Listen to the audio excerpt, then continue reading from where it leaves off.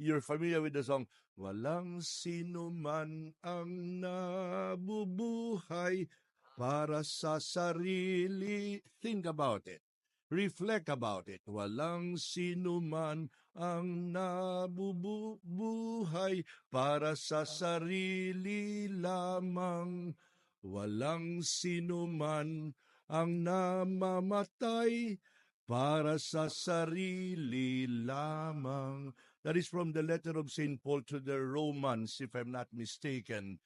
No, how is that in English? Nobody lives for himself only. Nobody dies for himself only. If we live for the Lord.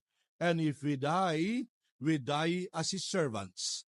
In other words, whether we live or die, we belong to the Lord. Amen.